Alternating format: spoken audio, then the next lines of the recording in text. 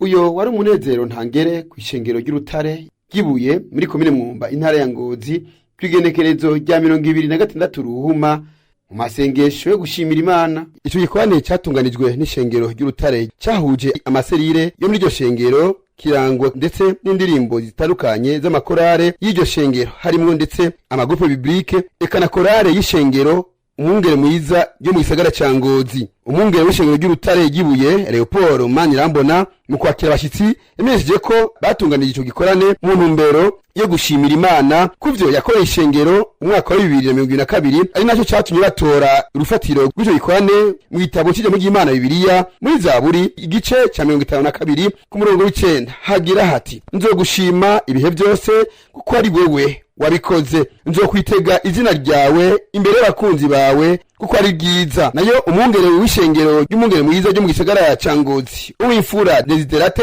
ari nawe yatanze inyigisho ku baraho yigishije ijambo ry'Imana yasomye muri Bibiliya muri Zaburi igice ca 52 ku murongo w'8, Zaburi 66 uhereye ku murongo w'9 gushika ku murongo wa 13, Zaburi igice ca 33 uhereye ku murongo wa 16 gushika ku murongo wa 22, Kuvayo igice ca 14 uhereye ku murongo wa 21 gushitsa ku murongo wa 22. Yakaba yigishe ku ijambo ry'urufatiro yise Yesu niwe mutabazi.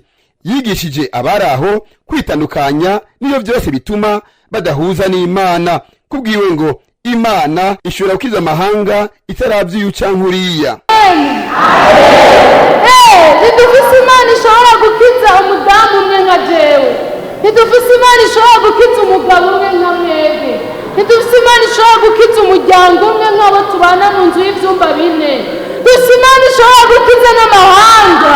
Dufise Imana ishobora gutabara benshi. Haleluya! Urizi uronka amahirwe yo gutabarwa. Ntutabarwa wenyene. Zana abandi benshi imbere y'Imana.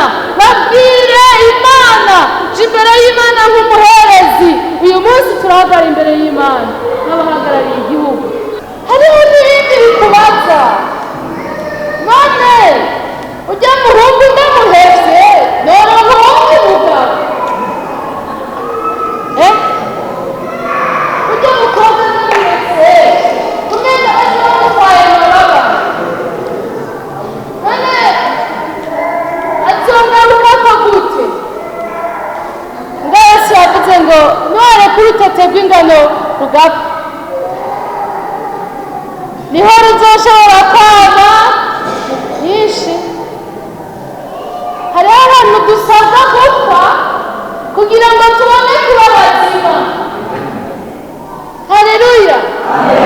Hariho bidusabwa kwemera guhana umunezero wacu kugira ngo umunezero w'ukuri utuzeko.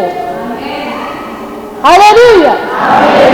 Hariho dusabwa kwemera ibitugora kugira tuze tworoherwe neza.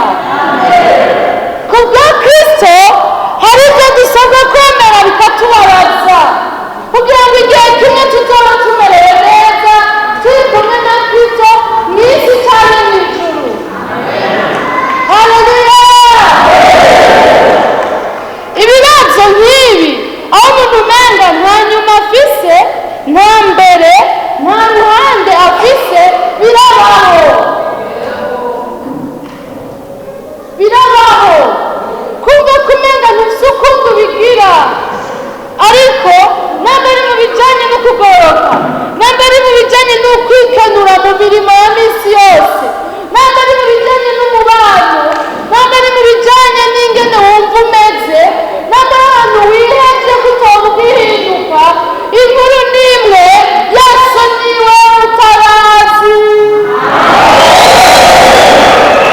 Umukozi w'Imana ahejeje kwigisha we nabo bari batananye baci bashikiriza umwungere w'ishengero ry'Urutare akimanye bari baje bitwaje mu ntumbero yo gushimira Imana ku migenderanire myiza ayo mashengero yompi afitaniye.